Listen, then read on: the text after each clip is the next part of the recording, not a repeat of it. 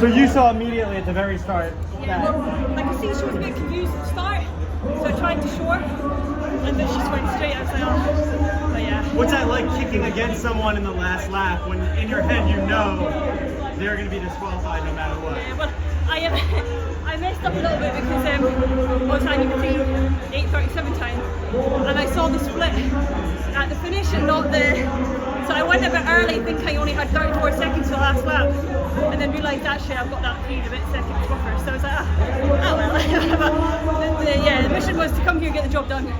I've done that. Was that frustrating when you heard that Cardiff was not on the World Athletics calendar and therefore would not be eligible for qualifying for Glasgow? Yeah, I mean, I think any other year it wouldn't have really bothered me too much, but when it's a home championships, you know, it's yeah. But I mean, these things happen, and my plan was to race here and race British champions of the world, and hopefully that's still be the case. So yeah, nothing's been disrupted or changed, and if anything, that's probably given me a lot more confidence going into the 3K than maybe the mile would have done. So yeah, I'm really happy.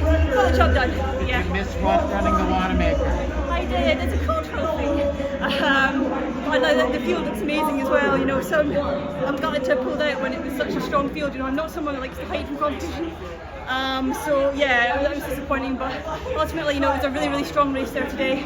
Obviously Alicia, I think she just got the American record, didn't she? So yeah, and she helped me out a lot, bless her. So yeah, I'd put a credit to her for doing a lot of the front running, but yeah, it was just fun to come here and race and get the job done. Yeah. Well done. Thank you. Was the world record on your mind at any point, even before the race? Because you ultimately finished 9:03, going out sort of conservatively. Yeah, so like I knew it was 9 flat. So, but I mean, to be honest, I was so focused on getting the time for Worlds, and I knew if I went out a bit quicker, it was a bigger risk that could go up. So I just couldn't take any chances today.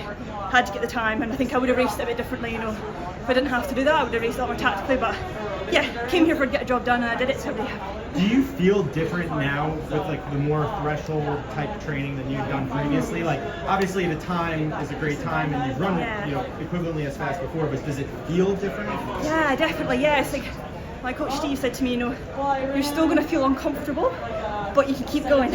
Whereas before I'd feel uncomfortable and I'd die a bit, you know, towards the end of a race, especially a long race. So yeah, like if you watch when I ran at Boston this time last year, went out the same pace and died big time. So yeah, I feel so much stronger aerobically. It's quite exciting. Yeah. And the last couple laps, it's not like kicked a little early to hit that 3K time, but talk us through that last lap. Was that sorry?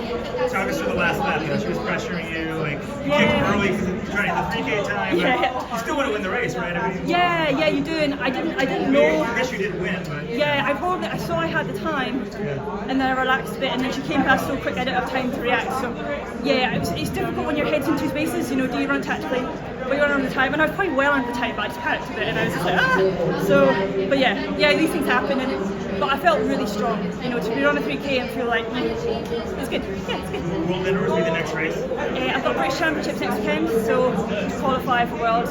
And then so that's just 2 races.